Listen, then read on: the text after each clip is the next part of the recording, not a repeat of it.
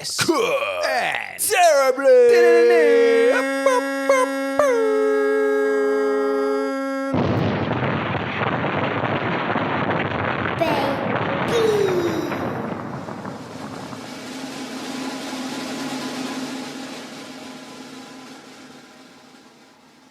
And unnecessarily long drum intro. so necessary. Your hand isn't on your chest. Haram. Episode 43. Shout out our Apple Podcast listeners. Yes. Our Spotify listeners. Yes. Our Amazon Music listeners. Yes. Fucking loud, that, innit? Jesus Christ. Blow all our eardrums Our out. SoundCloud listeners. Yes. Them as well. And our nasty YouTube listeners You nasty people. and viewers. This Kid and Terribly, episode 43, baby. Come on, England. Come on, boys. Come on, England. How are you, Johnny? I am feeling extremely patriotic. Oh, yeah? Filled with nationalist fervour. I've been rekindled with the spirit of empire. Yes. Ready to conquer the world. Yes, so. Intellectually, scientifically, militarily, and economically. Yes. It's a bit like watching. It's a bit like watching a real life version of Star Wars, all this Jubilee shit. Tell me more. So there's a lot in common between the Queen and Darth Vader, right? They both wear moody crowns. Both oversee ailing institutions that rule vast quantities of space. Right. Both essentially find their wealth from exploitative practices over their domain. We're really starting this heavy. Yeah, I mean, like the new series of Obi-Wan Kenobi came out and I've been banging that out. But it's been remarkable to see like the symmetry between the Imperial Order parades and all the dickheads celebrating down the Mall. Megan was looking alright, though. She's always looking fuego. Not going to lie. Yeah. Reminded me of the Rachel Zane days, season 1, season 2 of Suits. Maintain it's the worst TV show ever made. Yeah, but she, in those first 2 seasons, Very good. undefeated. Very good. Undefeated. Very good. And she's returned to similar levels. Wow. So she's glowing. She glowed. She's glowing. Oof. Do you see how it is? The Sun tried to do a hit job on her because like she was playing with one of the kids in the balconies. And the headline is like, Meghan Markle caught telling children to shush. Really? Yes, bad jokes. Yeah, Piers Morgan was on something as well. Oh, not Pierce. Yeah, not to be. How hath no fury like a man scorned. Yeah. Still pissed off that he sent her in a taxi to somewhere else when he was meant to be on a date with her. Literally got Emmanuel Petit. Yeah, Mazzoline. But big up all of our listeners. This Good and Terribly, we are back again. How are It you, is Rich? Jubilee. Yeah, I'm good, thank you. Just Are you similarly patriotic and nationalistic? it's been a bit weird, isn't it? Like just seeing people like leave their house to go to like St. Paul's Cathedral and going to the park to see the battalions They're and bunting. the planes and all that stuff. All that it's been very weird. Well, it's like I said didn't about know the I had Empire. like this many patriotic people around me Yeah. who love the establishment that much. Yeah. I'm a bit uncomfortable now because Darth Elizabeth is flying X-Wings over it's the all a bit palace. strange. It's all Yeah. a bit strange. But otherwise, I am good. The sun is shining. It would appear that hopefully summer is about to begin. When does it officially become summer? Is it June 20 something? Isn't it Summer July? solstice? Oh, is it July? Maybe. Otherwise, I am June, good. I don't know. I am good. I am good, so wonderful. Very good, very good, very good. The verdict is in. The verdict is in. Haram. One of the most haram court cases in history, surely. Look, is it too soon to say City Boys are up? Or I mean, it's never too soon to say City Boys are up. City Girls down 15 M's, actually? Is Amber Heard a City Girl? Discuss. Look, some of the toxicity within that City Girl ranks, she definitely embodies. Like what? Beating on man and lying about it. Yeah. If you don't know what we're talking about, you've been living under a rock. Johnny Depp has won his multi-million-dollar US lawsuit against his ex-wife. Haram. He's been awarded $15 million. Dollars. Which is essentially a combination of compensatory charges and punitive damages. Somehow she ended up getting like $2 million for defamation as well. But ultimately, this 2018 Washington Post article, which she wrote and published, which essentially incriminated Johnny Depp, which he took offense to and took her to court for $50 million over, has now swung around, and he is now looking at a big cash out as a result of this Virginia jury's ruling. Johnny, you seem very upset by this news. There have been a lot of people who've also been upset by this news. I am not sure how I feel about it. I can't say that I was heavily invested in the whole court case from the beginning. I didn't watch much of it. I just saw the things that were floating around on social media, and she shat in the bed and all that other stuff. Which is objectively funny, by the way. It's not funny. It's not on my Egyptian cotton. Like, allow it. There might be velvet people, you don't know. It might be velvet. In which case it just slides off. There's no need to. That's disgusting. There's no need to go to court. Slides off. Depends how good your velvet is. Yeah, I guess. A lot of people are saying that this, rightfully, I think it's fair to assess this whole debacle as being quite damaging on both sides. Most people are speaking on how toxic that marriage must have been for it to have gotten to this point. Some people are clearly on the side of Johnny Depp and see this as a massive win for males who have been persecuted and lied against and had their reputation dragged through the mud all the way to post-trial. And women, and many women advocates, have said that this is a dark day for any woman who in the future feels like she has a claim of being a victim of domestic abuse. Johnny, you are restless. I normally am, yeah. I mean, when you say City Boys out, I kind of feel more like the incels are up on this one, because it seems like the vast majority of the brigade of guys who you've seen like tweeting and putting shit on Instagram and celebrating Johnny Depp's win against this supposedly unfaithful and lying former spouse, so the exact type of bloke that never actually gets any turn to start with.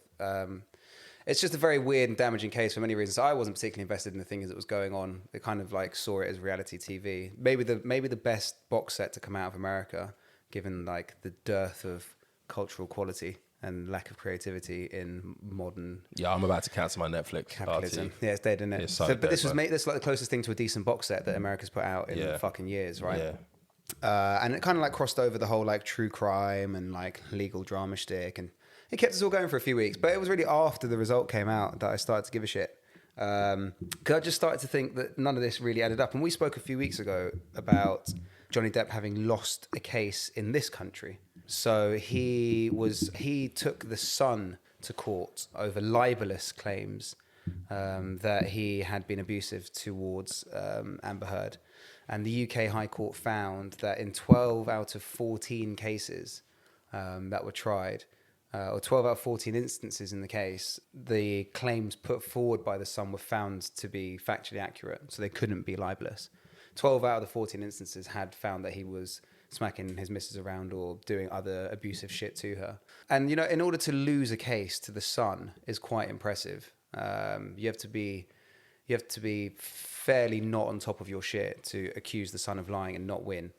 So for them to one-up you generally shows a lack of morals and integrity to start with. Right. So then it made less sense to me that this case was going on. So I thought I'd have a look. And what this case was, as you said, refers back to this piece that she wrote in the Washington Post, where she simply stated that she was a survivor, or she was a woman representing survivors of domestic abuse. And she had been through it herself. She never actually mentioned Johnny Depp. She never referenced his name in the article. Mr. Vivas, if you're on this energy today, we're going to argue. She never said that. No. She never put in paper it was him. She merely said that she was someone who had survived domestic this would be abuse. What was it? How long was this?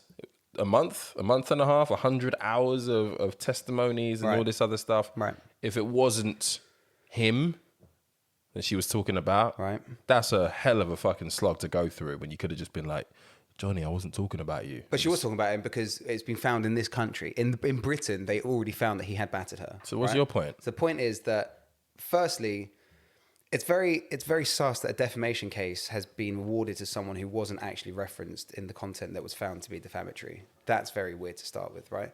But also, the more wider implication is that women who claim that they are, and this is where the wider backlash has come from, women who claim or women who state that they have been victims of domestic abuse are now open to be found defamatory in court by their abusers. And that's what this precedent set. No, that's why this is very fucked up. But do you not want to talk about the fact that the claims, I think the jury found that a lot of the claims that she made about the domestic abuse were disingenuous because she, on many occasions, was in fact the abuser. So- and that she acted with, I can't remember what the term was, something like acute malice or something along those lines. So there's a few So things. it's from the perspective of, yes, she wrote this Washington Post article saying, I am a victim, I am an advocate, yes. But that would imply, if you are going to go public, that would imply that you yourself have not been involved in dashing out the licks. So- and it would appear she handed out several licks. So And I remind you, shat on his bed. Okay, so there's a few things. The first thing is that there seems to be some kind of like pattern of expected behavior for victims of domestic abuse to suffer through, and they should all be like silent snow angels and totally innocent. And if you've ever done anything back, you can't have been a victim of domestic abuse. And that's bollocks. That's bollocks. I actually stated on this podcast a couple episodes ago that I think they're both fucking weird. They're Yep, we both did. deplorable people. That was our right? conclusion, yeah, for and sure. They're both very sus, and they'll probably end up getting back together because this is how toxic relationships work. But that isn't to say that what he did to her isn't true, right? That what she claims he did isn't true, right? And actually, this case wasn't about whether or not it happened. It was about whether or not the claims made were defamatory. But do you not find it a bit strange that like we're living in a time where it's been recognized, I think, by most that this was, I guess, shame or wrongdoing on both parts, but the balance of where this focus of abuse kind of sits right now is on the female side. Sure, and that's what's mental. That's a problem. Absolutely. Societally, like, because again, it that makes it a less safe space for men in some respects. Because if he has been having his ass kicked for the last however many years they've been together, but dished out a couple of licks himself, he still has a right to say, wait, what about me? I was a victim too.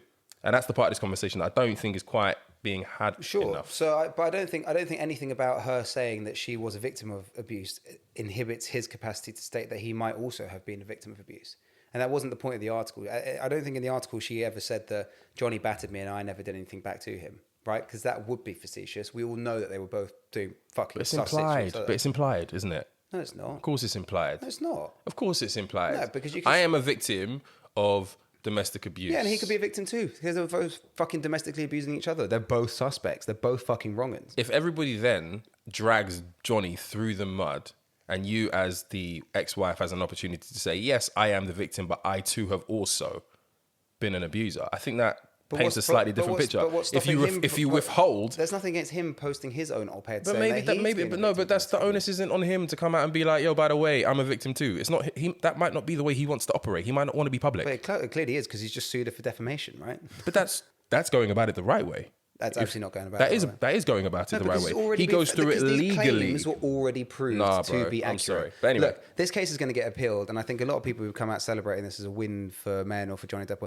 are going to look like fools because I think he's going to lose this on appeal. I don't understand. So first thing, we all know that the American legal system is entirely fucked in 100 billion different ways. Anyone who's ever watched any of this true crime shit, from Making a Murderer to whatever, knows that jury selection processes are extremely sus in America, right? And the jury, as I understand, actually, the jury in this case were not even sequestered. They were not removed from public purview. These guys were on social media looking at all the pro Johnny Depp memes, right? And there's been a significant amount of capital spent on pro Johnny Depp content, which is why it's been flooded all over our Instagram, all over our Twitter, all over our social media of how much of an idiot Amber Heard's lawyer is. Why are people so against But why are people so against the pro Johnny Depp? Because it's been asymmetrically flooded through everyone's lens. But the minute even people who aren't interested. But that's not true. Right? Like the balance. Look, he is going to have to live with this, with the label of being an abuser, a female abuser, for the rest of his life. There are certain accusations that there's no clean slate or bounce back from, right? Right. But he did do it because it's found in this country that he did it. Okay, sure. But you could say, for example, that there are loads of things about the justice system in the UK which could deem that verdict not necessarily 100% correct. I'm glad that you made that point. So the reason that the case in the UK has more merit than the one in the US is, going back to the point I was making, that defamation cases, as I understand, generally don't have juries, especially when there are celebrities involved. And it's because it's extremely, extremely difficult to find a balanced and impartial jury when there are emotional attachments to the subjects of the case, which is why libel cases in this country are ruled on by experienced judges who aren't Johnny Depp fans and aren't Amber Heard fans, What happened in the case in the US was they got 12 Jeffs out of fucking nowhere. But Half who of are whom the jury? We don't know the jury. But we don't know. I mean, they they go through a standard jury selection so we process. can't call them into question. But if they're not removed from public purview, then they're subject to the same saturated content the rest of us have been over social media for months. No matter where you've looked, even if you didn't care about Pirates of the Caribbean or Aquaman or whatever, you've never seen any of their fucking films. If you go on YouTube, if you went on any social media website, you were being given content. Why? Because money was being spent on that. And there were interest groups, mainly, like I said, the fucking weird incel lobby and right-wing groups who were using this as a case to stand up and say that men are unprotected, men are underrepresented in abuse cases in court trials. And Johnny Depp is our champion because he's the one that's finally fought back against these evil women that lie about us. There's a political angle to it, right? I mean, there's a political angle to everything. But there has been a political angle to this. It's been found that a website, I think it's the Daily Beast, which is that weirdo Ben Shapiro's website, has spent 40 grand on adverts on YouTube and publishing money. That's weird. Because it furthers an agenda that you incels are right. The incels are right, bro. These women are evil, bro. They don't want to give it up to you. And then if anything happens, they're just going to cry. They're going to cry rape, bro. They're going to cry rape. Like, it's tough. It's tough being a guy. Like, you feed people this kind of content that makes them comfortable. And that's how you get clicks. That's how you get subscribers. That's how you get listeners. Yeah. One thing I didn't know is the text messages that were floating around that Johnny Depp was meant to have written about fantasizing about like murdering her and stuff. Right. And that's saying totally he cool. was gonna, we should celebrate this guy winning the case. He was going to shag her burnt corpse or something. We should celebrate this guy winning the case. All you people celebrate, like, you guys need to check yourselves because this is horrendous on 100 different levels. This Johnny Depp guy is no sane. And that he's won this case doesn't mean he's innocent. It just means that the case is fucked. The case is very fucked. That can't be the conclusion, that just because he's won, the case is fucked, when there's clear evidence that she was also very up for dispute. Fucked. Why is it that the guilty verdict, the pro-Depp verdict, right, is a conclusion that because the jury is fucked? Something that has been proven, with all of the noise aside, with all of the noise aside, but it can't be noise. No, I'm talking about the agenda, the social media agenda. Sure. It's fucked because something that it has been found to have done in court in this country has been used as has been labelled as defamatory in court in another country. That's fucked. He beat her.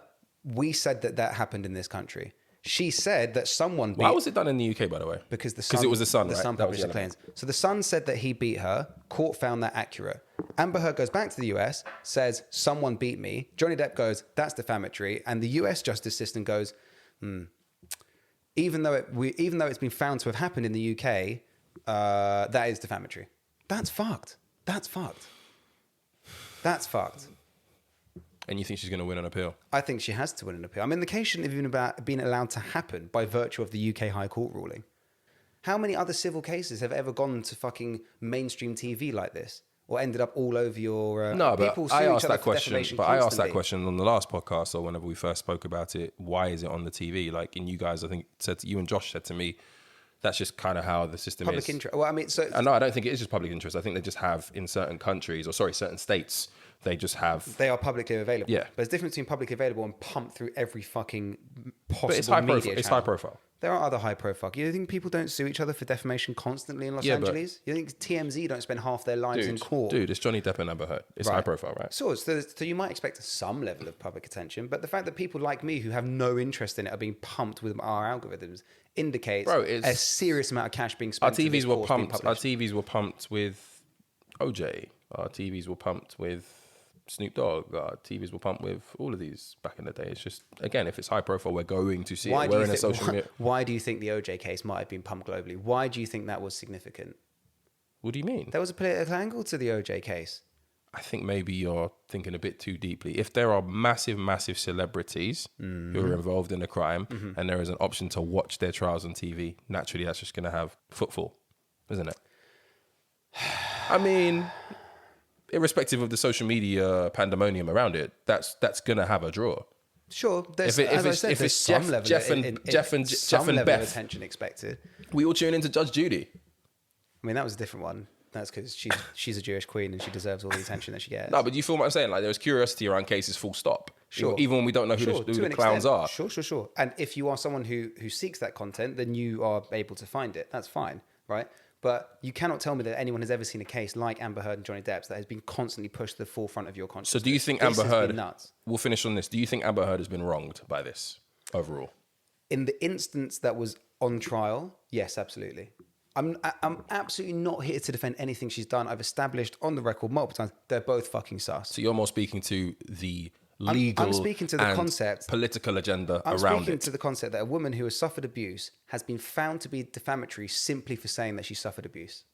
I think it's very, very dangerous for her like, to take the position so that let's she say took, knowing what she had done. That's my take. Let's say you hit me, right? And we go to court in the UK. It's established that you hit me. Okay, fine. Then I go back to the US and I say, someone hit me. I am a survivor of podcast host abuse, right? And then you go, fuck that. I'm fucking suing you. And we end up in court in the US, right? And even though it's been established in the UK that you hit me, just because I said I've been the victim of podcast host abuse in the US, you win a defamatory case against me. Okay. I kind of wanted to get more from your view on Amber, but you're playing the fence by talking about the legal system. I mean, but you don't want to say she's wrong at all. I've said she's wrong. She shot on the guy's bed. She was doing all kinds of sus shit. She was probably hitting him back. Hitting him back or hitting him first. Should we move on? There are obviously reasons why she's hitting him. Anyway, what are the reasons? He's probably fucking winding her up. The guy, this is the problem though. By the time someone's texting you about, I want to fuck your dead corpse, yeah, you're probably going to hit someone. Okay. Let's not. For the 101st time, I'm not here to defend Amber Heard. I honestly don't give a shit about But you just said, if she did some shit, it's because of him. Beyond her being very Lang, I honestly don't care about her existence. She used to be. She still is. I think this whole thing is kind of aged. She still is Lang. That's wrong. We shouldn't have even done that. Why did we do that? Why did we do that? Anyway, we got to move on. Fundamentally don't care about. What is important is the precedent that this sets, that you can be found to be defamatory for saying you suffered abuse. That's fucked. If it implies that somebody beat you, then it's not as fucked. People have a right to defend themselves. But he's found to have done it. Where do we want to go next? Another light-hearted topic in the US. Should we stay in the US? Might as well. Before we hop back over to the same side of the fucking pond. Should we not just... I don't want to stay on it long. Mm-hmm. Last episode, we spoke about a shooting in Buffalo. This week, we unfortunately have to report on a shooting in Texas. You have all heard what has happened. A young 18-year-old man left his school, went to an elementary school local to him, and unleashed and killed a number of elementary school kids with a AR-15, which I think is literally synonymous with most, if not all, of the mass shootings that you hear about in the US. That, at that stage, and I'm very conscious of the fact that it happened about a week ago now, but that at that stage represented 213 mass shootings in the US this year, which is more than the amount of days of the year we have had in 2022. Mass shooting obviously being a shooting in which more than 4 people have been killed. 213. All you got to do is have a look at the statistics in America to know that year on year, this is an increasing occurrence. In 2021, there were 692 mass shootings. In 2020, there were 610. Obviously, I want to say rest in peace to everybody who passed away, who was killed. The horrible story of the teacher who was killed, his partner having a heart attack while she was mourning, leaving behind 4 kids. You know, if you are a parent, these kind of stories are genuinely the most frightening thing you can hear.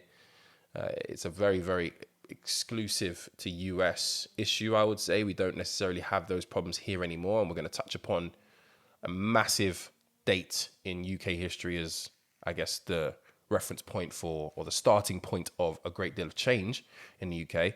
But I guess we kind of just wanted to speak about it from a perspective of the question that keeps on being asked, which is, why do we still, irrespective of the amount of mass shootings we have in America, why are we, first of all, not in a situation where they are entertaining change? And why do we not think we will ever see change?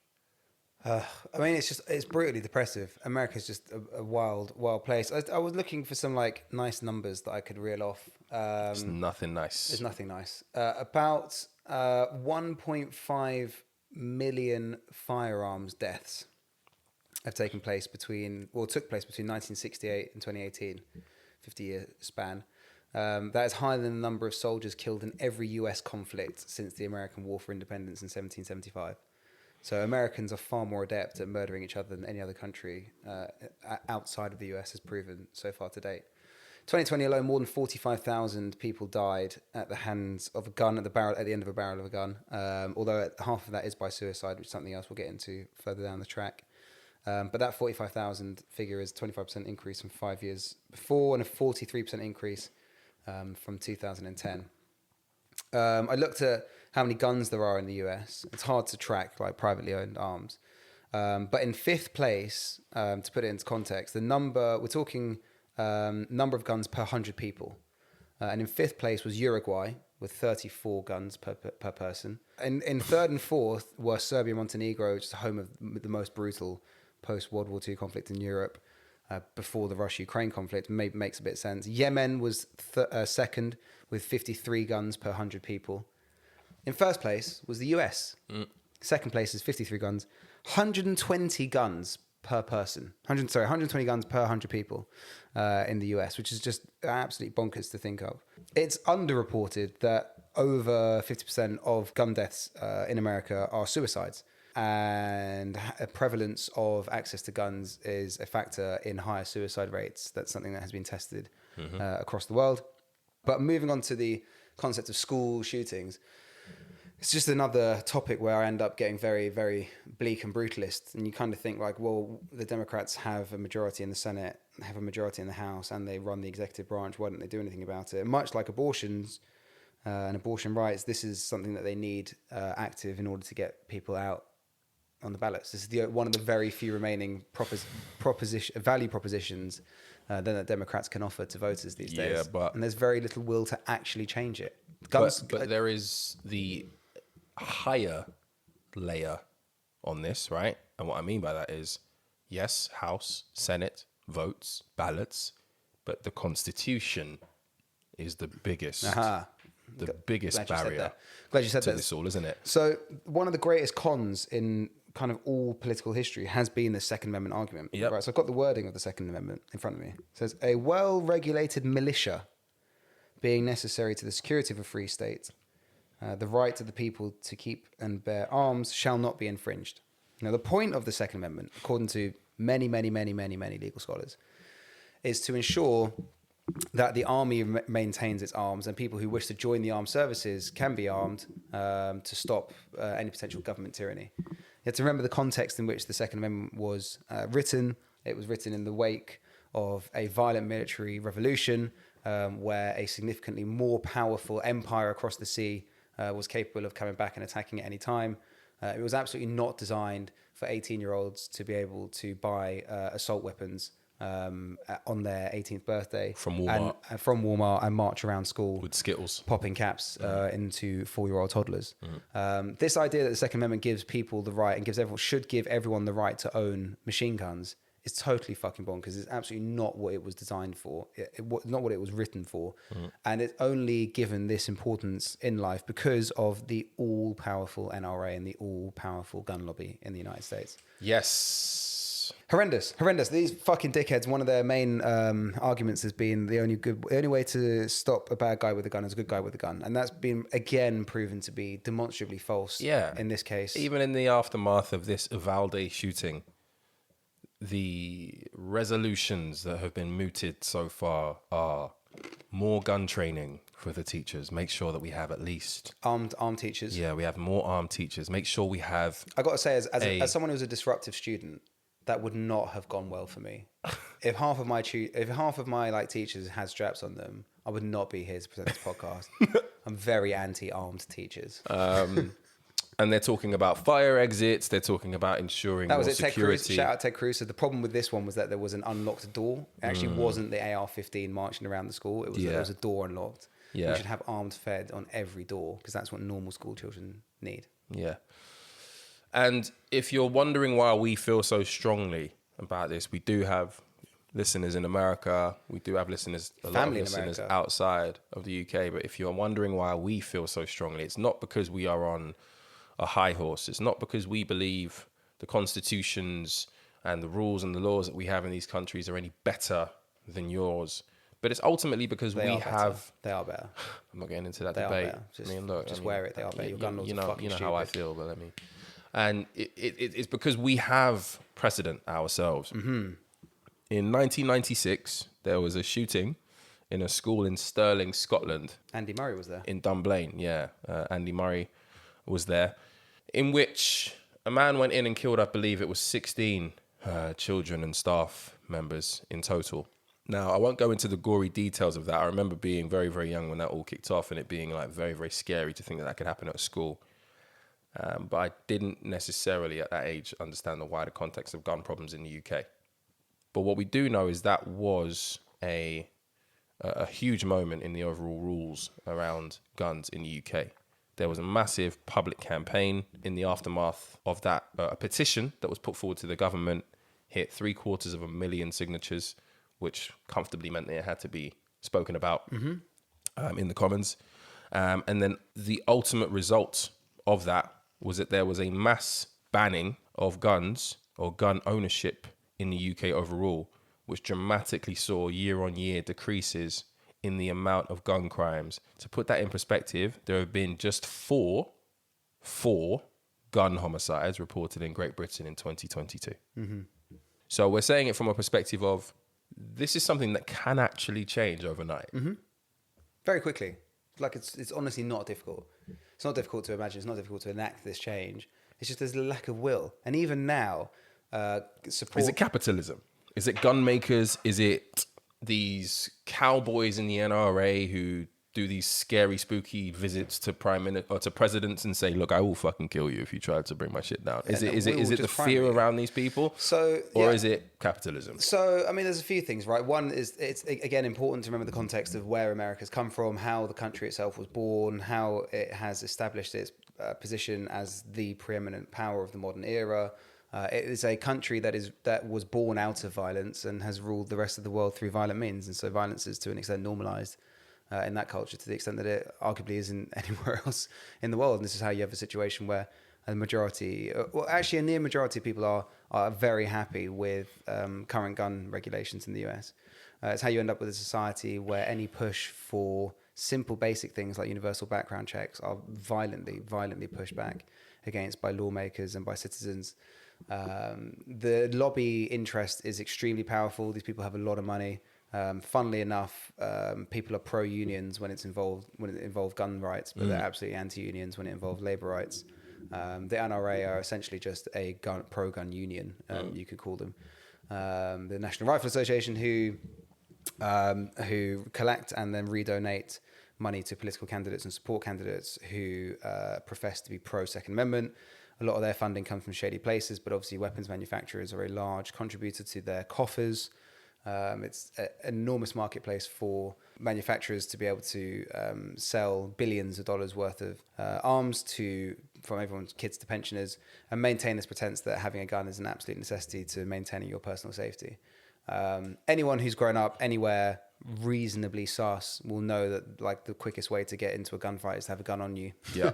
The most any weapon. Yeah, the most. If you're carrying a knife in the whatever, UK, like yeah, the most you'll likely, probably use it. The most likely way to get into a fight is by having a weapon, right? Like if you've got a knife and the other guy's got a knife, that's what I mean. Suddenly it's a problem, right? Yeah. So it's bonkers. It goes back to this old John Oliver thing that he did when he was speaking to someone from the NRA, and he said, "Do you accept the point that if there are more swimming pools around, it's more likely that you get drownings?"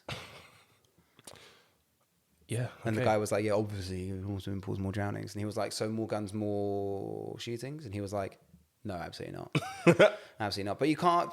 To an extent, you're not arguing with reasonable people. These people being unreasonable by default, right? Yeah. They're being unreasonable by default because they don't necessarily see it. This is unrelated, but I was watching some sort of like YouTube clip the other day, and there was this journalist, and he was interviewing a guy who was wearing like a Confederate flag on his shirt. And he said to the guy, "Look, you know that T-shirt is kind of racial. It's kind of racist." And he was like, "No, I don't believe so." And the journal was like, "Why don't you want to like just wear something else?" And the guy was like, "Well, why do you want to erase the heritage of America?" And the guy was like, "Well, you know that this Confederate flag is typically associated with like slavery." And then this is when the American guy was like getting a little bit touchy, and he was like, "Well, I've not got a great deal to say about that, so thank you for this interview, no comment." And then the guy was like, "But are you anti or pro-slavery?" And the guy was like, "I got no comment." And then the journalist was like, I'm going to give you another chance to answer that question. Just that very simple one. I'm going to give you another chance to answer that. Are you pro or anti-slavery? And he was like, I got no comment. And he was like, I'm going to give you one more chance. Are you pro or anti-slavery? And he was like, I got no comments. Thank you for the interview. I'm gone. I mean, that's what we're dealing with. That is weird. So you're dealing with irrational actors, right? And oh god, it's so depressive. It's so depressive how these people have been brainwashed into believing that having straps is necessary, to the extent that they would rather live in a country where mentally unwell 18-year-olds wait until their birthday to legally purchase assault rifles. It's wild. So they can march into schools. And they consider that a price worth paying. It's crazy. Like, just being American, bro. Like, can you imagine just being American, knowing that, like, when you're from the UK or from most parts of Europe, if you go out and you have a few too many drinks and you're a little bit bullshit or whatever, you know that you might lose some teeth if somebody feels like sparking but you're going home. But you're going home, right? You might end up in hospital or whatever, but you're gonna go home. Imagine knowing that, like, if it kicks off at any moment in anywhere in America, let's head for cover. This literally could just be. Yeah, but like even worse than that, like you don't even need to get bullshit on a night out. Like children, my cousins are school age in Los Angeles, and they are told they do drills. They do regular drills. School children are given drills on how to escape shooters. Can you imagine the psychological damage that does to a toddler? That you spend every day during like what was meant to be the most fun time of your life, really, before you have any semblance of responsibility. During your childhood, you are taught how to evade AR-15s. I was watching the Joe Budden podcast, and there was an account of one of the children, one of the survivors at this shooting in Texas. She was next to a kid that had been killed, and she took blood or used her hands to essentially take blood off this person who was dead to put it all over her body, face, etc., so that she could convincingly play dead. Yeah. Can you imagine? It's hell. This is just hell on earth, right? Hell on earth. And it goes back to like one of them. She played dead for like an hour. Which is just like unfathomable horror. Like you just wonder how any of these people are ever going to get over it. Thank God America's got a good healthcare system. I'm sure they'll be well taken care of. Jesus Christ. But like the thing that really fucks me off beyond this, well, I mean, you can't really put one thing that fucks you off, but another awful facet of this is the response of the Uvalde police department, who basically refused to go in and do anything, right? So to put this into context, Uvalde is a town that's got Uvalde, whatever. So it's got about 13,000 people in. Tiny. It's a small town by American standards. They have their own fucking SWAT team, right? They spend 40% of their municipal budget on the police. It's just a small, tiny town. Basically has what is described... Defund them. What is described in the Second Amendment as a well-regulated militia. Right? They have a well-regulated militia in their town, which is bonkers anyway. And they refuse to do anything, right? So there's numerous videos of local coppers fighting with parents who are trying to go in and save their kids as it's happening. They refused to go in for an hour and they didn't do anything, right? Firstly, what's the fucking point in spending 40% of the budget if you're not going to do anything the one time you're actually asked to do anything? Yeah. But also totally puts paid to this idea that the only good way to stop a good guy with a gun, a bad guy with a gun, is a good guy with a gun, because those are meant to be the good guys with guns, right? Yeah. If all of your police spiel is right, then these are the good guys with guns, and they refuse to go in. Why do they refuse to go in? Because AR-15s are too fucking dangerous for war zones. Yeah. They barely use them in places like Afghanistan and Iraq in conflict, right? Let alone just pick them up from the equivalent of a Tesco out there. A demonstrably and documented unwell 18-year-old checks. is able to walk into a supermarket on his birthday, shoot his grandmother, and then go and fucking get some at school. Yeah. It's just crazy. It's crazy. And I'm sorry, like, this gets to a point, like, every topic at some point comes to a breaking point where I guess in 2020, race relations was a matter where people of color, black people, just went, actually, no, like, this is it now. Like, this is done. We're just not going to pretend anymore, right? Yeah. It comes to a point where you just stop pretending that the other side is reasonable.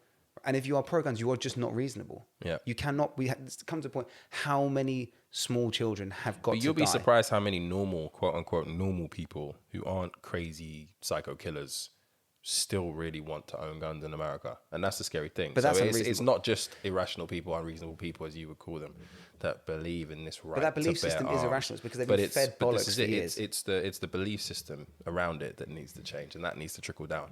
But look, man, it's I really don't want to report on any more mass shootings in the foreseeable. But we probably will. We probably will. Prayers to everybody involved. put the motherfucking guns down. This is ridiculous. It's fucked up. So another year goes by, and I see the contestants for Love Island, and Johnny Vivas, you are not one of them. Not yet. I spent this year sculpting the body. Next year, I'm showing it off. Love Island is back, baby. So excited. It's the one escape I have from this fucking sad reality. I love Love Island. So the first question I was going to ask is, are we going to watch it? You're obviously going to watch it. But then I was like, of course we're going to fucking Obviously watch it. going to watch it. We say we're not going to watch it every single year. But I'm like, don't shout me for any motive that goes on beyond 9 p.m. for the next 2 months. I'm not about. On a busy week, when you get to like the Saturday or the Sunday, and all the Love Island episodes that you've recorded are just sat there in your skybox, Omnibus. just waiting for the Sunday omnibus. So do you know, I've actually perfected my gym routine so I can get home at 8:30 in prep for Love Island starting. So I can squeeze a chicken wrap in before Love Island starts. I'm so ready for this new season. This is the first time where I feel like they are going out of their way to recruit people for this show who kind of already are fairly well known influencer types and so on and so forth. And that is, I think, what is going to ultimately be the beginning of the end of this show. Because the more lack of innocence you have on that show, or fakeness rather, the shitter it's going to become. It demeans the content. Yeah, right? exactly. Which is oxymoronic because they're getting these people on because they think they'll be good telly. Yeah. But what they don't understand is that Love Island is the brand. Like these meaty fucking kids with 10,000 followers, no one gives a shit who they are unless they go on to Love Island. Yeah. Right? They need to get back to I think they need to get back to the formula of just finding regular Jeffs with a little bit of chat and get them to produce the content. Last season's was decent, but ultimately, who the fuck remembers? Who won that again? I don't even remember. Yeah. I never watched, when it gets really shit towards the end when they start going on like those last dates and they start meeting families and stuff. Yeah, I mean, by the time they're actually all settled together, I'm not interested. I'm here for the toxic drama. I'm here for Casa Amor. I'm here for like Casa Amor is when it gets very lit. Proper lit. That's when all the that's show. when the peng ones come true. That is the show. Casa Amor is the show, basically, right? This year we have a few interesting contestants. Oh, we do we? One is actually the daughter of a footballing legend, a great. The most boring bloke on BT. He is definitely the most boring football commentator / pundit we have, but also the worst. Quite a contrast from what he was like on the football pitch. I'm talking about Michael Owen. Yes. Liverpool legend. Well, I mean, most Liverpool fans don't necessarily call him a legend anymore because he moved on to one of our biggest rivals. But his daughter, 19-year-old Gemma. That's also fun. We need to unpack this. They need to stop recruiting children onto Love Island. There should be a 25-year-old minimum limit. Yeah, the age thing is a bit sus. It's very sus. But what's, for me, even more sus is when you are like daughter of a multi-millionaire legend of a sport. You yourself, in your own right, she's like Team GB dressage champion. Oh, really? Right? So she's already doing bits. And all she wants to do is get on TV and transfer fluid from her own gullet to somebody else's gullet in a day challenge. Like, what's wrong with these kids? Apparently, they're not doing the food challenges anymore. Oh, yeah? Which is quite upsetting because that was quite lit. They're disgusting. Yeah, that's they're the not fucking lit point. at all. I don't have to do them. I can watch other schmucks do them. That's the point. Why would she want to do it? You're 9. I mean, I guess because you're 19, Because maybe you're just like, fuck it. I'm just like, yeah. There needs to be a minimum age limit because you can't be having old guys noncing over 19-year-old girls on TV. That's not right. So they asked Michael Owen how he feels about it, and he said, and I felt the pain, by the way. I have no doubts that she will make us all proud. Yeah, sure she will. It's probably a father's worst nightmare, but whatever she wants to do, you've got to be supportive. He went on to say, I've heard a lot about it. I think old, grumpy men like me will always have an opinion on it because I don't watch it and you just hear snippets. But she assures me it's not as bad as I think. Yo, Mike, your daughter's going to be clapping cheeks if she finds somebody in there who she likes. She's going to be clapping cheeks in that little room that they put the romantic couples in when they've had a good week. The hideaway. Yeah, the little hideaway. Yeah. Your daughter's going to be clapping cheeks. Oh, goodness. He then said, he describes his daughter as a sensible girl, explaining it's quite a big thing. And whatever she wants to do, you have to be supportive. And I think, and this is where I laughed, I think I've given her a decent enough grounding to be respectful. Fam. Have you ever, baby? That's like the white British equivalent of like a Nigerian parent saying, if you embarrass me, if you go on there and do any fuckery. I felt the pain. I will fly to Spain myself. I will come to Palma. You will see Pain Island. Fam. There's also the very first deaf participant. Yes. The very peng looking, Yes. Tash Guri, who is 23 years old, the very first deaf contestant to appear on Love Island. And yeah, apparently she is one of these who was already kind of known. She was like an ASOS model or so on and so forth. And is completely deaf and had a cochlear implant at the age of 5. Fair enough. Good And luck then to we have Dammy Hope. I picked out a few people who were striking to me. And similar to Gemma, I just don't understand why this person's going on the show. Right. He is a microbiologist from Ireland, Nigerian Irish, actually. Right.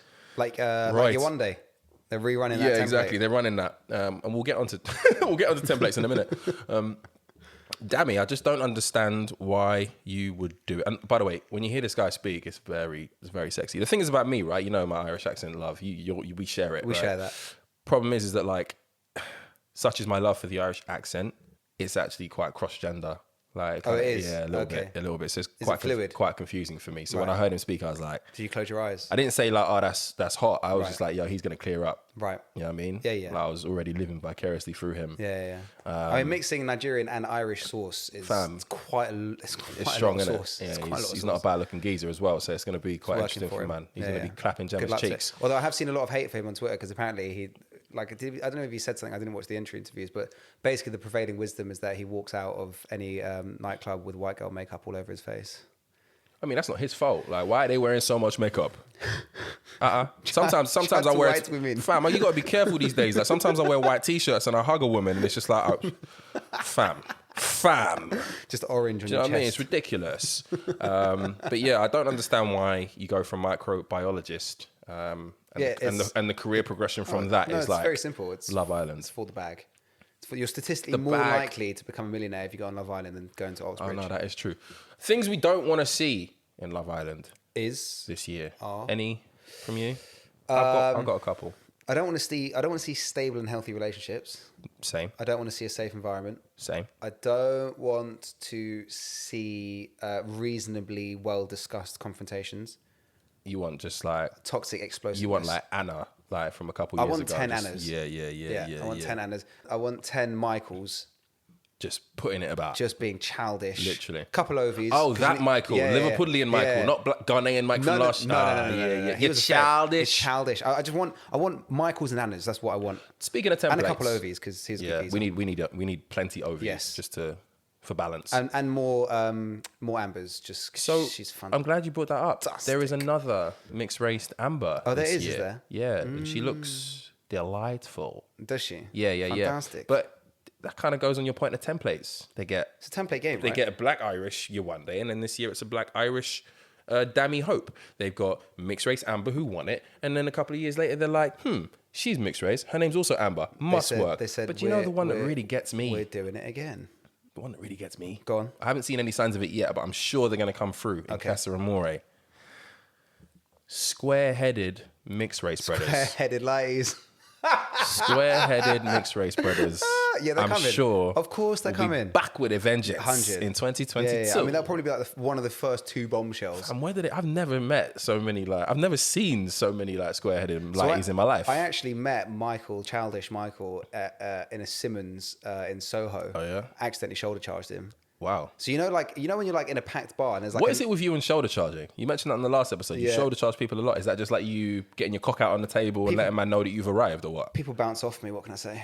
I'm not sure about that. So you know, like in a bar, there's like a natural flow of traffic, right? Where they're like 3 go, 3 come back, and there's like so he tried to violate the sanctity of the flow, and it like very clearly wasn't his turn to step forward. It was very clearly my turn. He tried to step into the empty space, so I just walked through him. Okay. It's very small, very small. Don't do that man, too often, man. Very large head.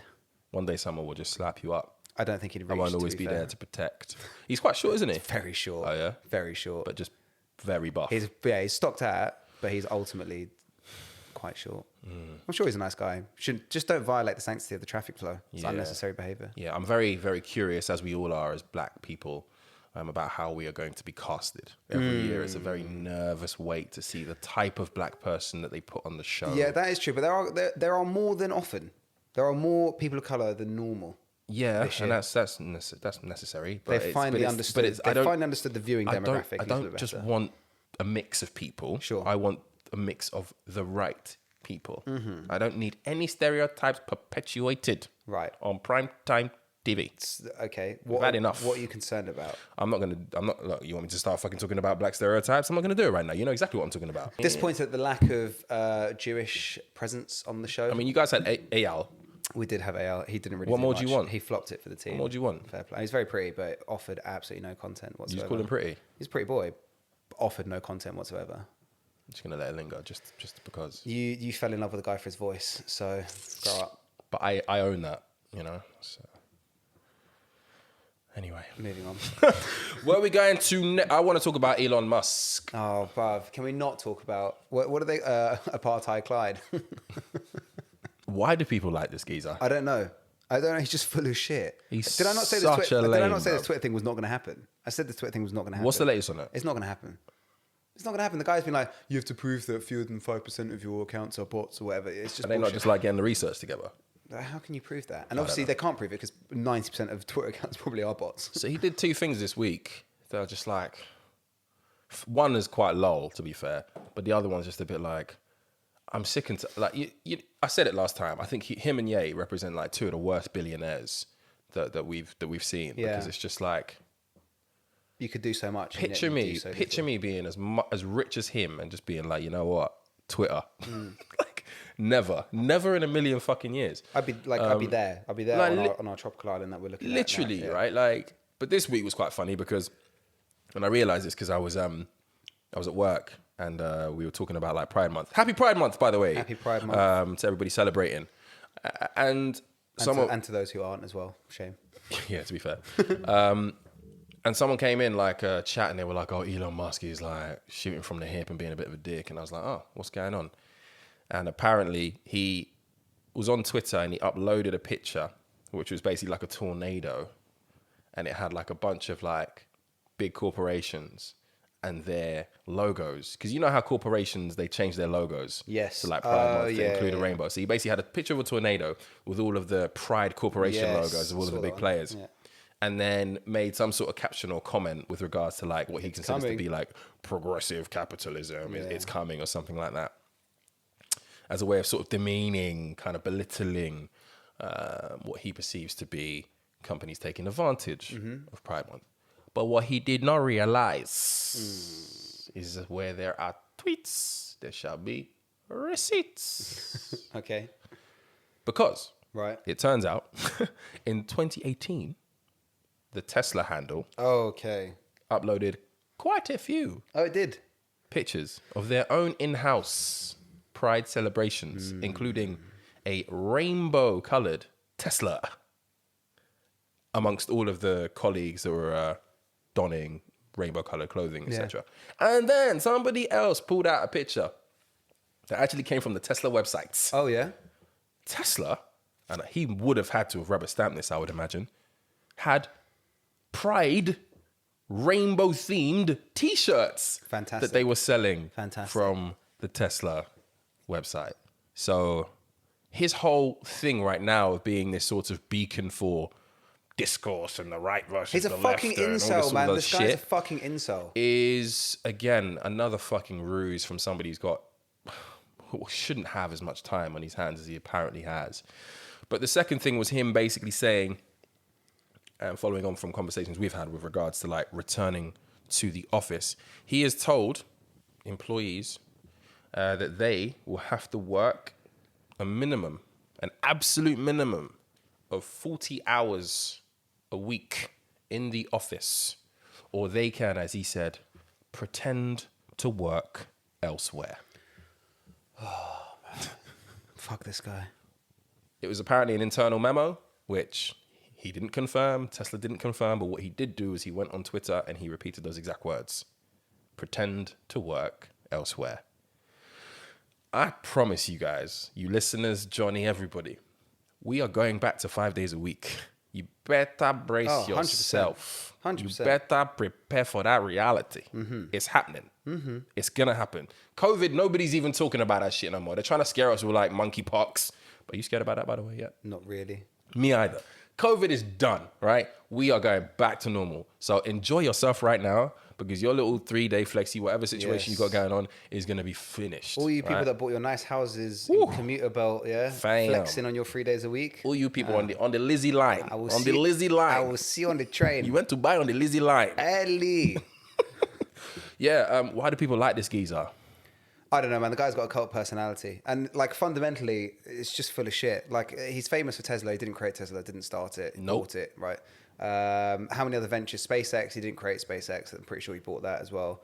The guy's basically, he is the epitome of the rich kid to divorced dad pipeline. Grew up as, like, the inheritant of an apartheid era emerald mine. And then with some family money was investing in businesses, and then was involved in PayPal from a fairly early stage. Spun out of that, and then started buying other companies with the billions that he bought. Managed to lever himself up in a bull market that was basically funded by unlimited cash being pumped into stocks in the wake of 2008, and rode the crest of that wave up. And now, like, whenever this guy says he's going to do anything, it never comes through, right? Like all these hyperloop tunnels, they're never going to get built. He created this boring company that does a bunch of weird shit. Like, he reckons he invented the flamethrower. Fucking stupid. They look lit, though. They did look fire, though. But yeah, like... Excuse the pun. Very good. But, like, people have definitely already invented flamethrowers before. No, of course. He didn't invent the flamethrower, but his one was kind of sexy. Look good, didn't sell, right? Because nobody actually fucking needs a flamethrower. It's fucking stupid, right? A lot of what this guy does and comes up with is just bollocks.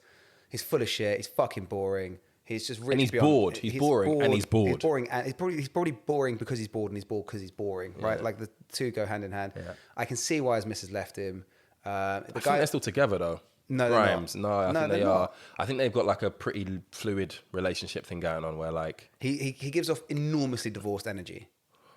If you were to Google, like, the archetypal divorced geezer, it would be this dude, right? He's very, very sus. I can't be fucked to talk about him anymore. I've spent so many weeks, hours, years of my life having to, like, pretend this guy is any way meaningful. I don't care. Why? Has he come up in, like, conversation? He's come up on multiple episodes. How many times have we had to fucking do Elon Musk bits? Whether it was the some SpaceX shit that we had to do, I think it was when the Dogecoin thing was going on, or when the Bitcoin we had to thing. pretend that he was when Xavi was still here. Yeah, Xavi loves him some Elon. I mean, bare people love Elon. I would love to know one thing that Elon Musk has actually contributed to society, right? When you're that, he came up with this plan. He's like, I'll give £6 billion to come up with if you can come up with a plan, I'll give the £6 billion to eradicate world poverty. Yeah. And the WHO were like, here it is, here's the cash. Not, or maybe the UN food program were like, here's the plan. Give us the money. And he was like, nah. Guys just full of shit, man. Fuck you. When you're that rich and you're not doing anything social for your life, I just got no time for you. I don't care. Apartheid Clyde, go suck yourself, innit? Apartheid Clyde. I quite like that. I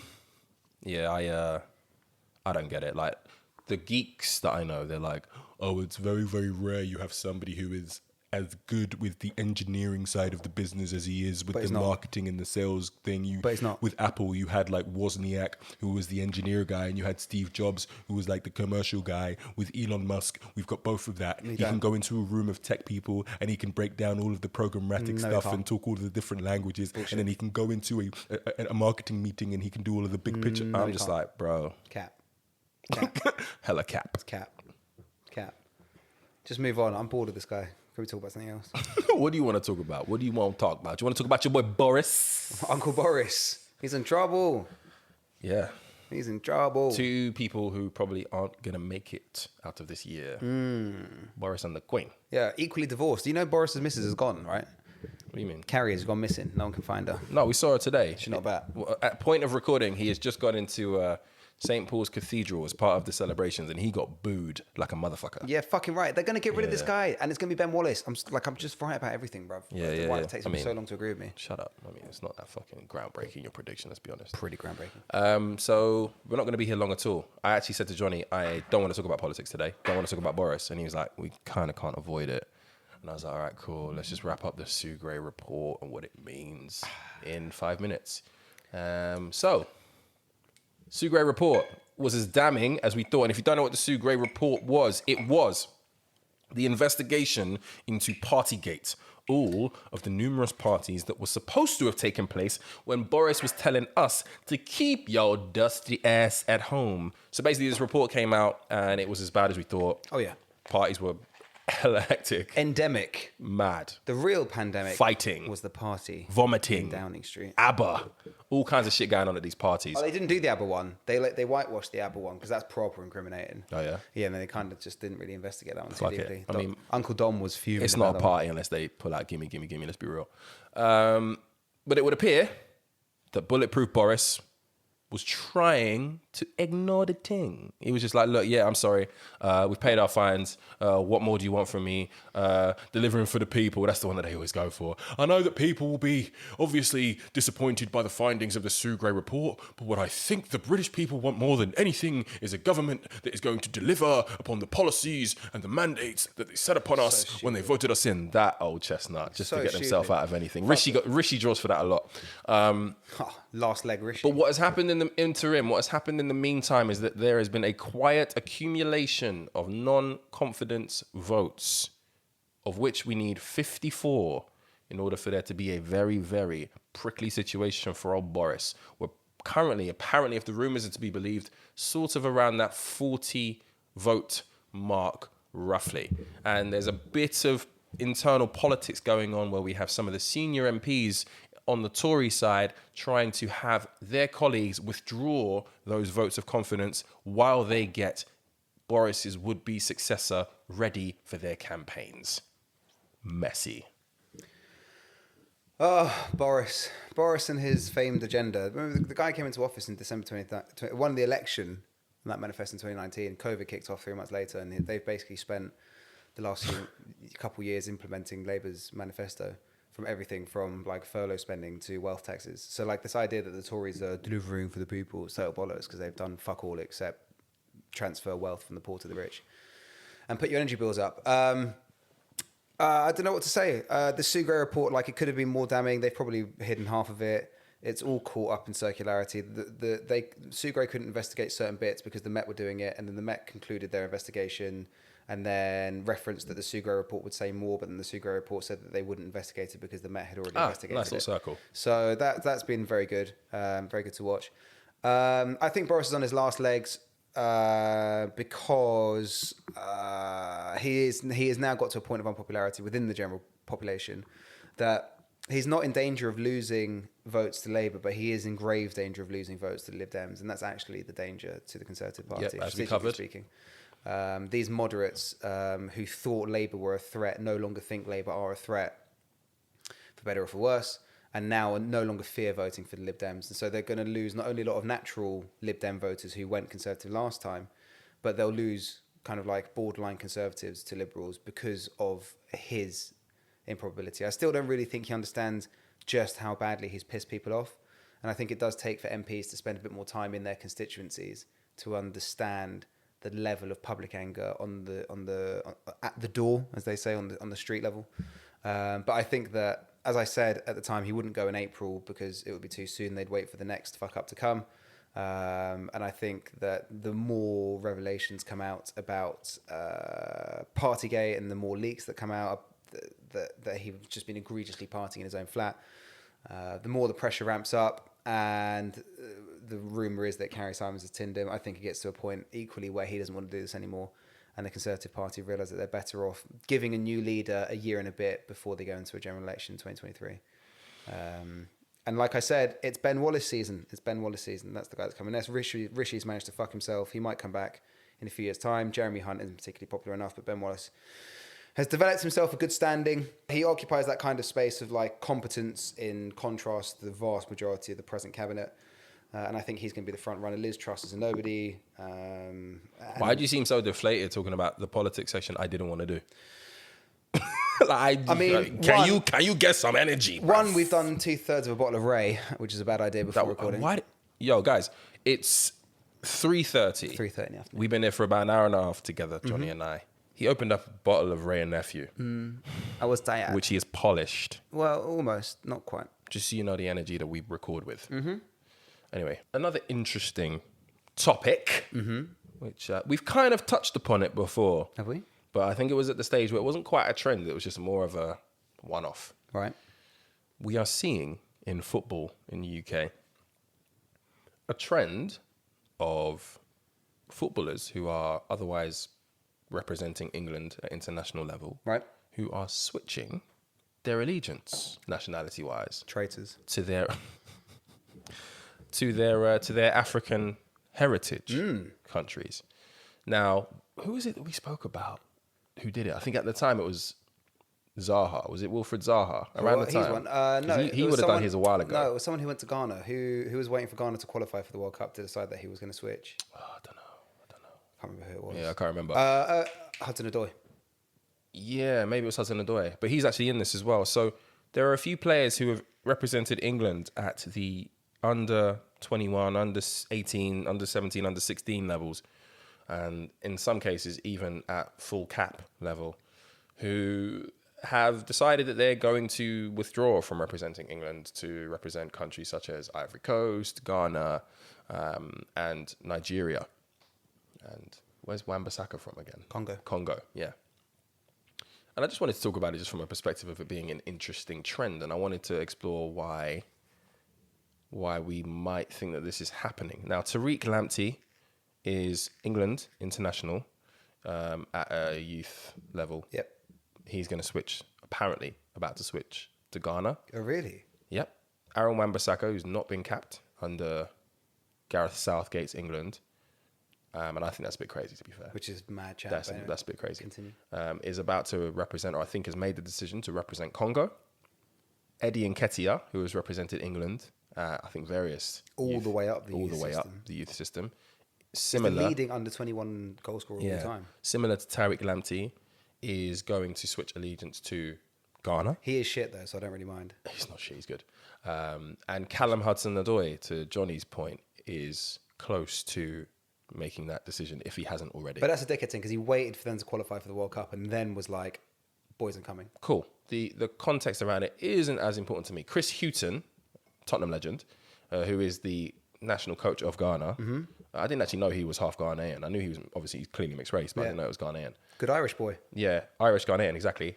Born in London. He is head coach of Ghana, and he is obviously overseeing this sales pitch, I guess, if you want to call it. He's making these youngsters understand. He's making signings slightly. Yeah, basically making like some pretty key signings. And ask any African person that you know what their opinion is of like international football within the African continent, and they'll all typically say the same thing. And it's usually along those sort of fantasy lines of, oh man, wouldn't it be sick if all of these players who were actually from Africa, who were representing like Netherlands and Portugal and Italy and Spain, wouldn't it be sick if they all like actually play for like their mother and father's countries or countries where they were potentially born? And it would appear that picture is beginning to be painted. Mm-hmm. Now, if you're wondering how it's possible, back in the day, the rule was if you represented a country at international level in a competitive fixture, that was your lot. So if you were very, very good at 19 years old and you got picked for England and then you ended up not being very, very good and never got picked again, that was it. You couldn't switch, you couldn't do anything. The rules then changed a few years ago. Freddie Canute. Yeah, where it essentially said you have to play a competitive game at the senior level. No, it's now if you have played no more than 3 competitive matches, you can switch, which is essentially why the likes of Zaha are able to change. Because but he only had played a friendly. Just to be very, very clear, it used to be you couldn't have played a competitive game for a country if you wanted to change nationality. Now, it's players can switch countries if they have played no more than 3 competitive matches. So you can actually play at a World Cup for 2 different countries? Correct. That's sick. Yeah. So they approved that rule change, I think it was a couple of years ago. I mean, look, it's a trend that I am bloody all for. Oh, 100%. I think it will absolutely equalize the state of affairs from a competitive landscape. But why do you think this is happening? Do you think there's like as a result of the world that we are living in now, I don't want to say post-George Floyd era or whatever, but do you think as a result of where we are right now, this sense of like national pride, heritage-related pride, black pride, is at an all-time high, and people are just like, look, yes, I could get a massive bag playing for England or for Italy or whoever, but that's not what it's about anymore. I would like to believe that. And I think there probably is, I think, again, the post-George Floyd era, whatever the phrase means, people are more in touch with like the importance of connection to their background insofar as it offers an anchor in a country that you don't necessarily feel a part of. and that's an important cultural connection. And I'm Yeah. sure young black kids, talented black footballers, will now consider it a more serious option. But do you think if Hudson-Odoi was regularly being picked for England, he'd still choose to play for Ghana? It's a very good question. Do you think if Eddie Nketiah had a starting spot for England, he'd still choose? Do you think if Tariq Lamptey wasn't in competition with maybe the greatest bench of right backs that England's ever produced, he'd still choose to play for Ghana? I'm not yet convinced. So you think they're almost doing their heritage a disservice by essentially making them a second choice? Not necessarily. I mean, I do. Or a second resort, or a last resort. I believe that they genuinely feel connections to these countries, right? I mean, I actually don't know whether or not, how often they visited, whether they speak the language. Even that's not particularly important in the context of feeling pride of one's heritage. But I don't know what their feelings are. But I would suggest that a lot of these players, if they were regular England starters, I don't think they'd be making these decisions as quickly. How do you feel about the people? And this comes up from, I guess, more white corners of the footballing discussion, that this is a betrayal. You kind of joked, obviously, when I was doing the intro, but you know, betrayal that they are traitors ultimately. It's because bullshit. They've represented England and then they've decided, no, I don't want to represent. That's such England a bullshit anymore. argument. That's such a bullshit argument. Like, traitors to what, man? Like, we basically stole Jack Grealish and Declan Rice off the Irish. Talk about it, right? And like nobody, like we definitely wouldn't have got Jack to the Grealish final. played for Ireland. Yeah, didn't they both played for the under-21s. Yeah, Harry Kane true. could have played for Ireland as well. For real, right? Like they'd have a decent fucking team, right? Yeah. In fact, I think if someone looked at where the England squad during last World Cup, or was it the Euros, and like Yeah. if you needed 4 English grandparents, we wouldn't have had a team. Calvin Phillips would not have played. Sterling, man of the tournament, wouldn't have been about. Trippier wouldn't have been about. Barely these guys wouldn't have been. It's like the concept, like you can't have it both ways. You can't have, like claim to be a great country that rules the waves and run an empire and dominate the planet, and then not have people from other countries be part of your country. Like it's fucking stupid. People need to grow up. But it's absolutely not treachery. If these guys don't feel they want to play for England, who gives a shit? Let them go play for someone else. That's fine. Right? We'll still drink Stella on tour and wear bucket hats and batter them when we play them in the World Cup. But you still don't think it's an epiphany. You just think it's more they've become a bit hard on their luck with regards to the primary choice, England, in many of these cases, haven't been called up as much as they would have liked, and are therefore like, I want an international career, so I'm going to move on. I think, I guess some people just aren't comfortable with the fact. But... I guess some people just aren't comfortable with the fact that like players like Callum Hudson-Odoi, Tariq Lamptey have two choices. I think that's the part of the conversation that people just aren't quite ready for. Yeah, and they're not comfortable with. But you got other guys like Ben Brereton Diaz, right? Who's like suddenly discovered he was Chilean and now he's a fucking hero in Chile, right? Like shout out to him. But like if the guy was playing for England, he would not be playing for Chile, right? Yeah. Very few people make that choice. But again, it depends on how.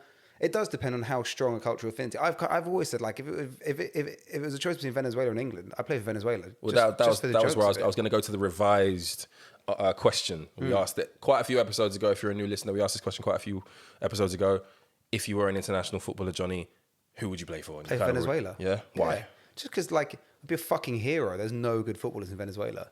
Right, there's like one called Jackson Martinez who plays for Atlanta, and he's like fucking god because he's the only guy that plays in America, right? And there's like a couple guys that play in the Brazilian league, but we used to have a good guy called Juan Arango who played in Germany and played a bit in Spain. The guy was like a hero to the Venezuelans just because he played in La Liga. And Salomon Rondon, we got Salomon Rondon as well. Yeah. So like you'd be a fucking superstar, and that would be quite jokes. Whereas I'd just be a regular Jeff in England. But also like.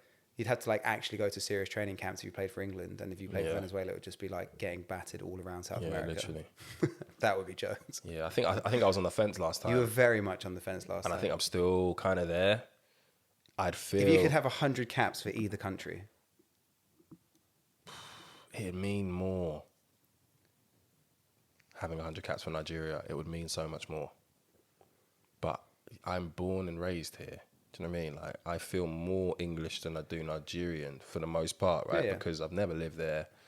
That itself isn't relevant to feeling Nigerian. No. But I do think living in a place for a long time, or even any time at all, gives you an added sense of attachment to that country. I haven't at all. Do you know what I mean? If I think about I've probably been to Nigeria 4 times, 5 times in my life. So. And those have been like holidays. Like my sister at least lived there for a while and stuff, right? Like, so yeah, it's a difficult one, man. I guess I'd be like these chaps who just have the choice. So I just hope that Gareth Southgate would call me up more than 3 times so I wouldn't have to make a decision, right? But yeah, I don't know. It'd mean much more for my parents, and, you know, we've had the conversation about like dual nationality and all this other stuff and the feeling of belonging, I don't know. It would be weird. It'd be a weird decision to make. But I think I'd be a bit of a fraud if I chose Nigeria. Why? Why do you feel like you'd be a fraud? Because I'm born and raised here. I represent England. I've always been here. Like, I can't remember who. There was one of these kids that went back to play for Ghana or Nigeria. He didn't speak the language, but he didn't give a shit, right? Like he was saying he was from London. I don't speak Yoruba. Do you know what I mean? Like me and my siblings don't speak Yoruba, and that's massively my parents' fault. But this goes back to I think this goes back to the point that people who advocate for these decisions make, and the question they ask is, do you think the English think you're English? Yeah, that's the English don't think I'm English. I mean, no, and that will go into it, and that would be part of the conversation for sure in my mind. But whether or not people think I am English or not doesn't really have any bearing on whether or not I think I'm English. That's a fair answer. So that would ultimately be where what my decision is based upon, not what other people think. You know, you're gonna have to come off this fence eventually. I know. Maybe the third time we cover the topic, we'll come up with a grown-up answer. I'd probably, no, I can't. Well, you said 100 caps for Nigeria would mean more than 100 caps for England. Yeah. So that's kind of an answer. Yeah.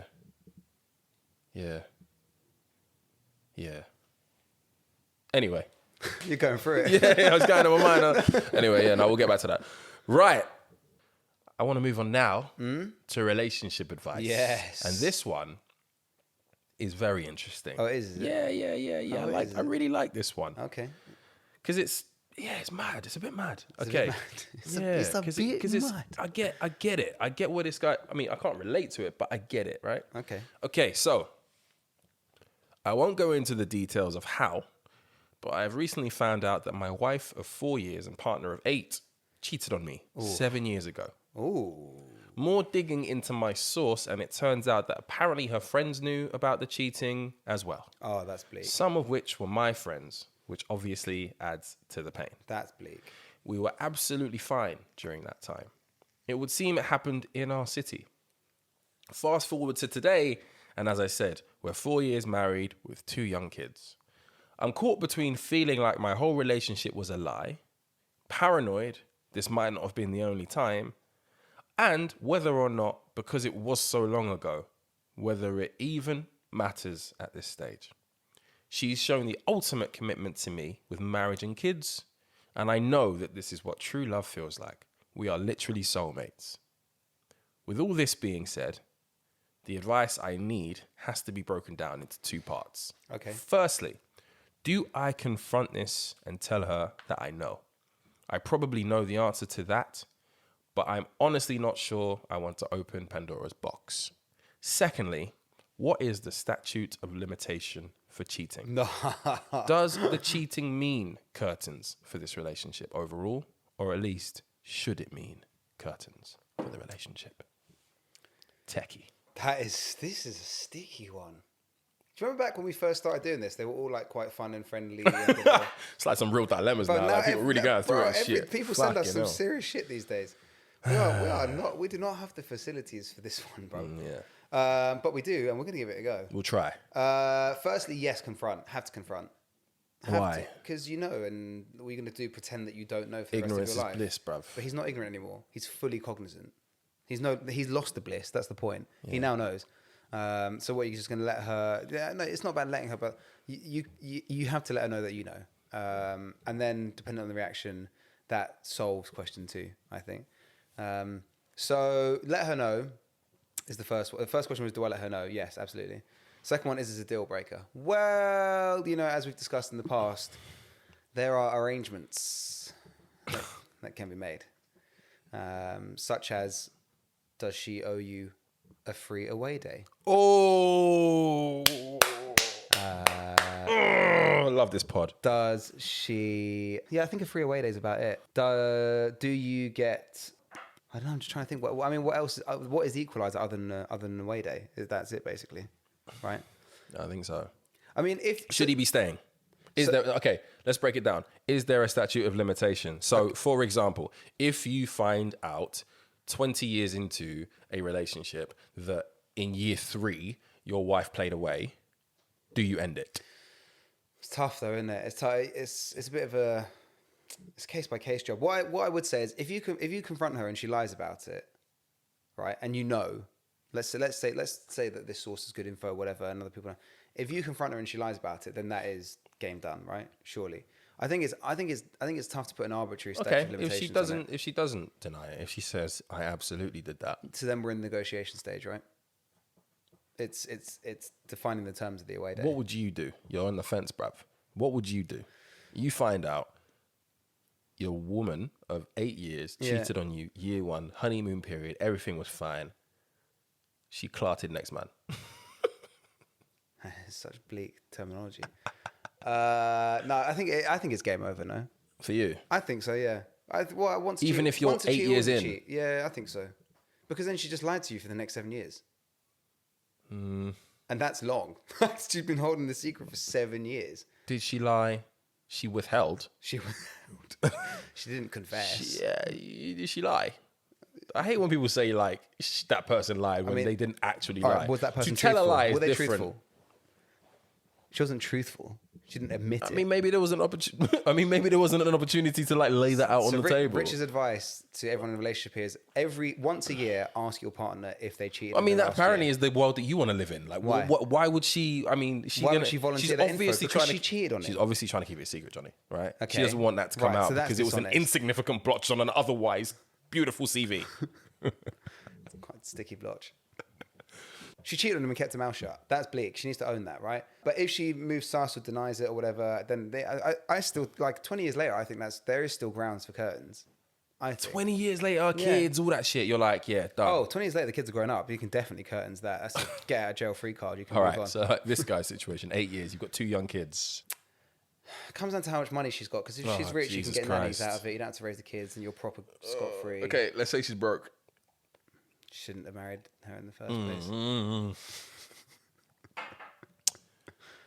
Look, I don't know if there is. I think, to be honest, What do you think, I think Rich? there's got to be a statute of limitation for most things in life, to be honest. Right?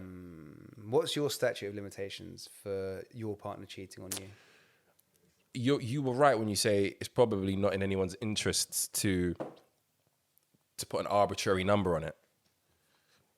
But I think if I am in the 20 years example, finding out about something in, year one, Yeah. I am probably getting over it quicker. I think if it's a newer relationship and I'm looking back at year one being amazing, honeymoon period, no problems whatsoever, and you still cheated, I probably walk away. So I think there has to be a statute of limitation with most things in relationships. But it's tough to put a number on it. And it's actually funny you raised that point because I was kind of thinking the other way. I was thinking if it was a 20-year job, right, and they cheated in year one, then you can kind of like maybe understand why someone might play away in year one because this isn't a settled deal yet. We're not married, we're not kids, whatever. Let's say you're on a 20-year job and someone cheats in year 10 and keeps it quiet for 10 years. That's almost worse, right? Because then you are settled and committed to each other. So like, is that statute of limitations 10 years Yeah, it's interesting, isn't from the point of cheating, or is it dependent on the length of the relationship? Like, it's tough, isn't it? it? Yeah, it's really tough. Just don't cheat, basically. But I am a believer. I am honestly a believer. In cheating? One, in cheating frequently, but two, like once a cheater, always a cheater. I do believe that. Like it takes a certain kind of like I don't know, mechanism to get yourself over the guilt of doing it, right? Some people are comfortable with it. Some people will never do it. But like men and women and everything in between, right? Some people are capable of doing it. Some people aren't capable of doing it. Once you do it, you become desensitized to it, and you're more likely to do it again, right? He's found out about one instance. Now, well, she hasn't even admitted to one. There might be others. But what if there isn't? Let's just be very hypothetical. Right? Sure. One instance. It's bad enough that she's not the fessed up. antithesis But to she's your told claim. all of her friends. Everyone except this guy knows. That's bleak. Look, I don't know the finer details. They know, so they may have been there. They may have seen it or whatever. Like, it doesn't mean. And they kept it secret, and this guy knows been mugged in public. Yeah, imagine you've been going out for To be drinks and honest, dinner that with part, all these people. That part of things is probably years. even more trickier than the cheating itself. That's to be fair, bleak. the orchestration of the all lies your over friends it. been keeping it quiet. That's madness. So you'd walk away. You're advising this gentleman to walk away. Yeah. Leave the 2 kids. Leave Well, the no, 8 confront years. her first. Confront her first. Get an away day. What does confronting do though? You find out, right? Yeah, but he knows. Yeah, but whether or not she fesses up to it. But fessing up means what? You still said he should leave. So fessing up doesn't mean shit. No, I said he should confront her first. Right. And then see if she fesses up. And then if she fesses up, you're still saying he should leave. Then he should be negotiating away days. Okay. Right?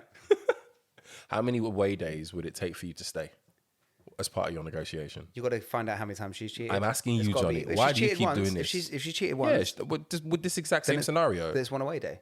And you're even. Yeah, and you're evens. Nah, I don't know, man. I'm getting at least 5. Swear down. Are you kidding me? Swear down. Are you kidding me, bruv? But She cheated year 1 honeymoon period. I'm getting 5, fam. I'm pulling out that short list, bruv. and what if she says no to 5? To be honest, like, it depends. It depends on negotiation skills. You might bring me down to like a 3, and I'll be like, okay, You take cool. a 3. And let's get serious now. How does that better the relationship long term? She's giving you license Well, to play away, and then what? Is the relationship better for In fact, it? you know what? Actually, as a feminist, true equality isn't asking for permission. It's just cheating on her.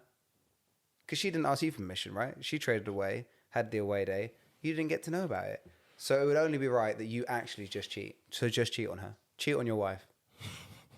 And keep it quiet. And then neither of you have to confess anything to anyone else. Yeah. It's The problem here is kids. If there weren't kids involved, I'd say walk. 100%. But it's where you've got kids, that's where it No, all obviously becomes a bit more that's sticky. very tricky. That's very, very tricky. It would appear like there's a lot more cheating Why is everyone cheating these days? going on. Why are all of our submissions about people cheating on each other as well? Is it that we are finally coming to the realization that we are not ready for monogamy and it's not biologically Everyone cheats on possible? everyone, basically. I mean, are we at what stage? Because we're doing a lot of work in like D&I in this world, but I think the Right. real conversations that need to be had, The real oppressed are around the household. The real oppressed and people are polyamorous I mean, people. Yeah. when are we gonna be ready for that combo? Like, I don't know. Like, actually I don't want to be on the hill on my Yeah, own. it's the wedding lobby is too powerful. Yeah, it's crazy. No, but it's true though.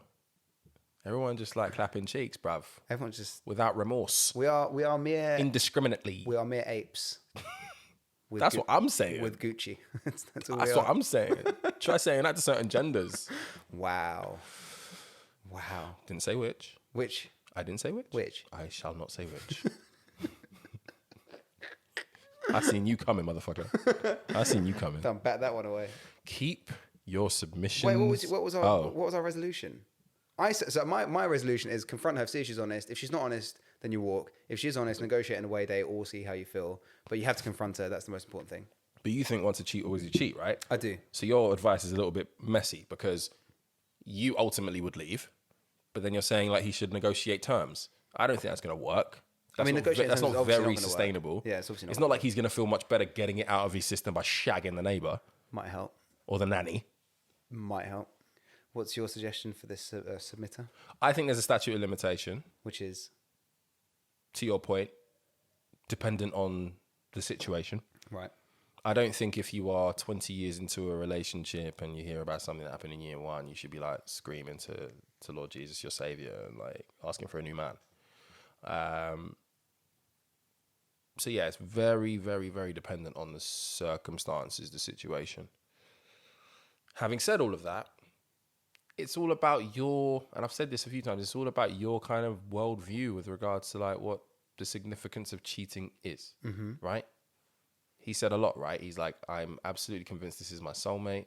It seems as if he doesn't even want to have this conversation because he's scared about what he might find out. Clearly, I think we're in agreement that he should have the conversation. Yeah. But it sounds to me like he isn't going to leave her. And that's personal to him, given how amazing the relationship has been otherwise. And I think there's a lot to be said, with that.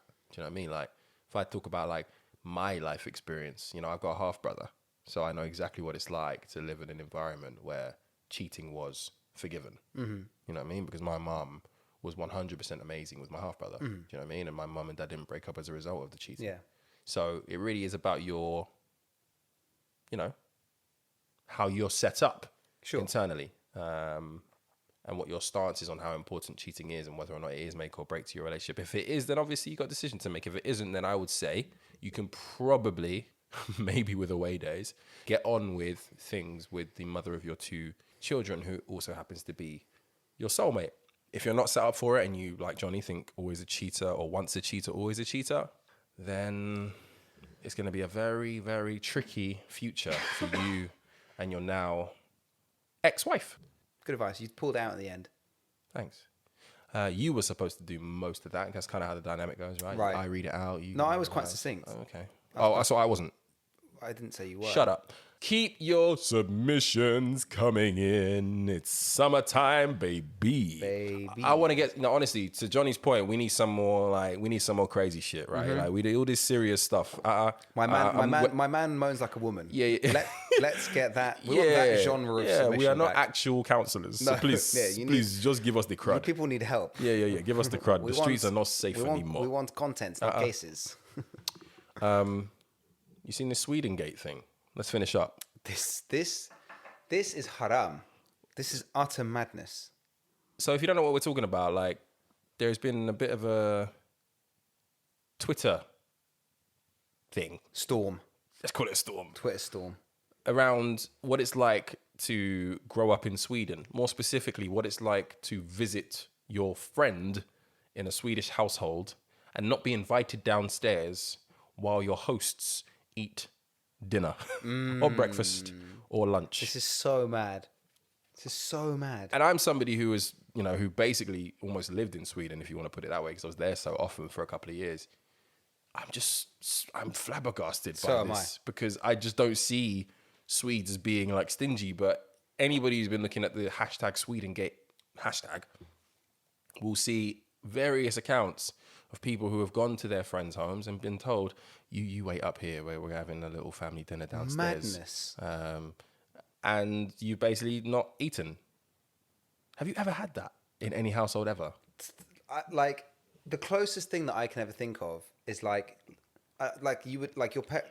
I guess in this country you would like go home at dinner time, right? They wouldn't if you were at someone's house, they wouldn't like send you upstairs while we have dinner, but you just wouldn't stay for dinner. You'd come home instead, right? Although once I do remember my dad going fucking nuclear at me once because my mate's mum had snitched that I'd eaten half a pack of biscuits, and he was like, don't ever fucking do that again. Like these people are like, they're not like us. The English don't feed other people. Like if you eat half a pack of biscuits, then they'll get pissed off, and like food isn't like fucking everywhere. Yeah. You can't take other people's food. Yeah. Don't fucking do this. Like you're going to embarrass me. And also part of that was like the whole Latino, like can't ever let anyone think that my children are hungry. What the fuck? Yeah. Even though I was like 8 years old and I just wanted some biscuits and they were really tasty. But like the idea of like being sent to another room whilst they eat, that is haram. That's so haram. I just cannot fathom a situation where like madness. I'm downstairs chowing down. And you've left your friend upstairs. And my friend Olu upstairs is just like playing the PS3. Bruv, what Can you the imagine? fuck, bruv? Like Nigerians are, I don't know. And I spoke to a few Swedes. I was hoping to get one of them on the phone actually, but I spoke to a few Swedes about it and they were like, this is absolutely true. This is so fucked. Like they're like, and they think it's interesting because like I spoke to white Swedes, I spoke to Swedes who, are from various parts of the world. And they said basically it's like pretty much like an exclusively white Swedish thing. Like You're obviously. Yeah, like obviously. they said, and they think it's in some respects innocent, but in some respects not. They did say that it's like, maybe parts of Sweden which, aren't necessarily all that associated with a great deal of money back in the day was kind of where these stories, I guess, originated from. But most Swedes, and I spoke to Black Swede, South American Swede, white Swede, and they were all kind of just like, yeah, this typically happens like when we went to like white Swedish homes. And I was like, fucking hell, man. That's like, bleak.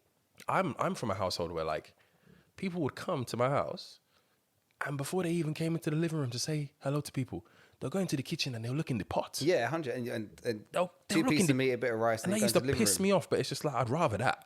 Then people go away hungry. People go away hungry. Oh, but the idea that I would like go to my auntie's house and like leave anything less than fucking stuffed, like I'd be fuming. She'd be fuming. Crazy. she'd be outraged at the idea anyone left her house hungry. Mazeline. Let alone this. Man, it's like living like Harry Potter, being sent under the stairs to like watch the Pettigrews eat the chow. Yeah. One thing I will say though, Brits, they don't do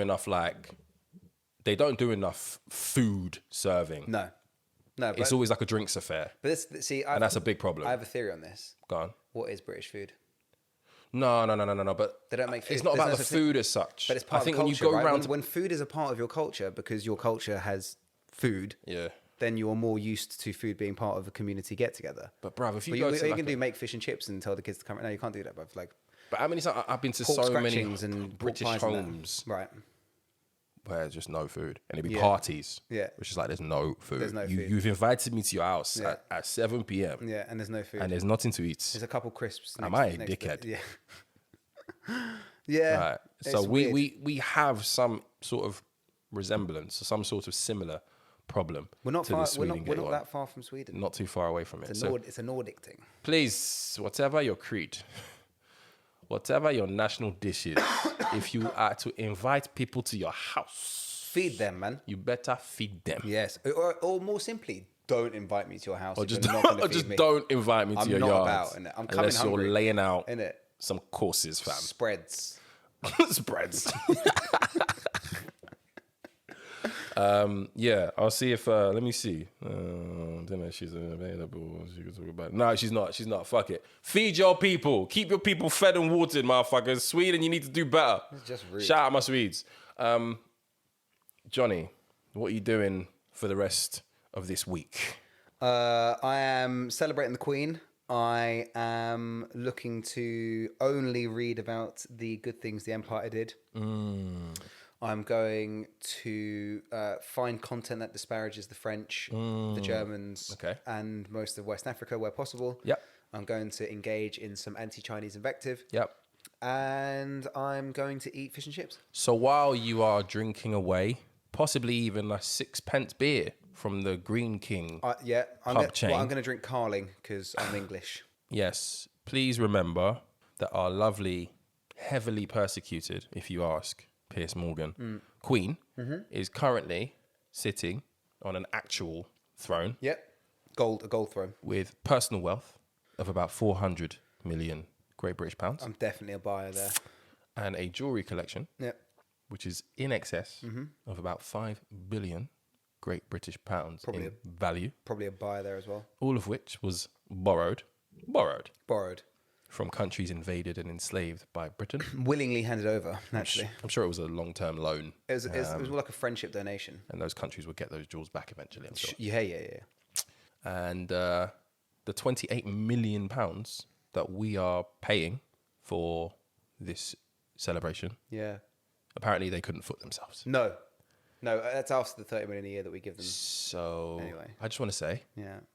Happy Jubilee to the Queen. Thank you for the opportunity to let us watch you on telly. I want to say have a great celebration to all of our listeners who are that way inclined. And we shall, we'll see you on the next one. We will see you next time. Are you doing the hand on heart? But Yes. we're not in Peru.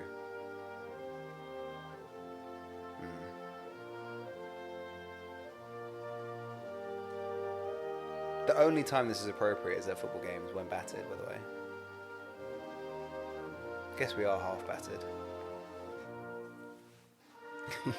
Can you take your hand off your chest? Give back that jewelry fast, you thieving bomber clot. Then we can move on from the past. God save our Queen. Coward England, coward boys, coward English. Pew, pew.